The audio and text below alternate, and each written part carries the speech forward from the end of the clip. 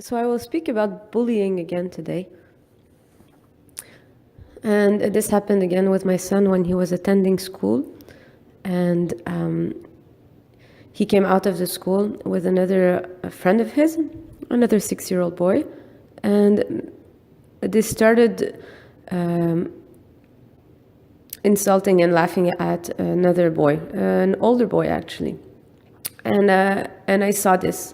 I mean, in terms of wordings, it was not big insults, but they were actually bullying, calling him baby, calling him, names that the other one was reacting in protective modes.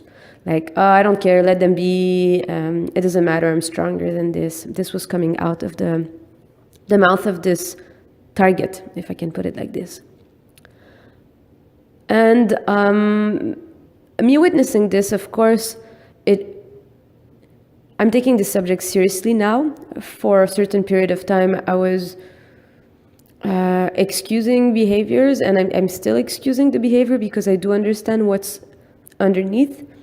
But I realize that if we don't guide children to not use that medium to release their emotions or their energy, they're not going to understand that it actually has an impact on others, and that it hurts people, and that it traumatizes people to a certain extent. Yes, it wounds them, and this makes them to lose their authenticity and their connection to themselves. From a conscious point of view, it's wrong to be doing this. From a dynamic point of view, there's a reason why this is happening. It's a dance of two people together, and it's the same tension speaking to each other. That's another subject which I would love to speak about, but now I just want to bring attention to the behavior that needs to be, in a way, corrected, re-guided, brought consciousness upon, and wronged in the sense that to make those kids aware that it has consequences on others. It's a behavior thing that must be addressed to not have this behavior propel itself in time and creating an adult that thinks that he can get attention and coolness and power using those strategies. So if I go back to this same example, I brought the situation a little bit deeper. First, my reaction was to make those little boys who were bullying know that it was wrong, like that this is not something that should happen. And right away, I went and I investigated. After the shock of witnessing this was past, I started asking my son, what happened there? Wada, it doesn't matter, he doesn't care, we always do this. Whoa, okay. No, but what happened? What made you use that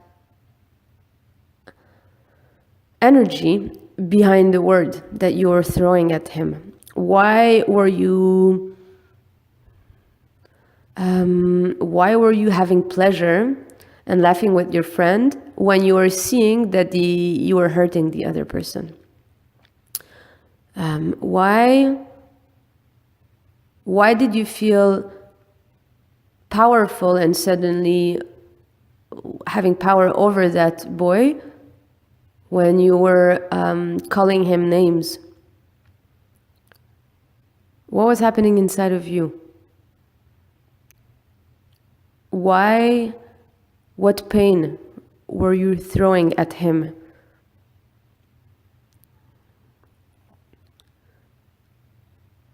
Why did you enjoy seeing him in pain? Again, what pain within you were you having, so you wanted to go and steal somebody's energy, this other boy's energy? And then he started opening up. He he started speaking from the heart, telling me that he was hurt just before. He had deception. He was expecting to see one friend of his, a young girl, who he's having a very special connection with, in the subtle and in the physical. And he was waiting for that connection to, from an energetical point of view, also feel kind of complete, like to have his heart relaxed. They have a special bond, a special connection. It was gonna patch this wound of separation that he has in his heart, temporarily. And because he didn't have this patch, he didn't have his fix, he didn't experience what he had imagined, so the expectation was broken. His heart was hurt. Okay? I'm exposing it like this, and he exposed it like this. He told me, Mom, I wanted to see my friend, and I was super deceived because I didn't see my friend, and it made me want to be mean. And that's it. I was angry, and my anger, I threw it at the other person. There's consciousness there. There's deeper learning. And I believe that we must all propulse our children to go deeper, behind the behavior. Where's the wound? Where's the emotion? Where's the hurt, the wound, the pain, the trauma? Where's the trauma? And of course, the incident that happened with this girl is also coming from somewhere else, and we could go deeper into original incidents and why is he attracting this scenario in his life. He's attracting this scenario because there's something at one point he's going to need to transcend around this subject. And this is when he goes on, if he chooses to go on this healing path, it will always bring him back to that original wound created in, let's say, called source injury, coming from birthing and first years of life, and it keeps repeating itself, so the trauma just gets amplified and amplified, and it could be also something that he's bringing from before, if we believe in past lives and soul baggage and stuff like this. We just call it like this, whatever it means at this point. But for a man to be seeking freedom, he will have to go through this process. He will have to acknowledge the wound and bring awareness and a lot of love and a lot of self-love and self-respect towards it. This is another subject. I mean, it's a subject I'm passionate about. Like the other subject of dynamics, I could go into it. But I think we got the point. The point is, if you see your kids bullying others, there's first the behavior, making them aware that it's a behavior that hurts people, that if it's a behavior that propels in time, it's not going to be a service to them or to others, and to bring them deeper into what happened just before. Rewind to the event, to the incident that hurt them, that did not go to their expectations, that provoked anger, and make them aware that it's that they are projecting onto others, and it's their responsibility.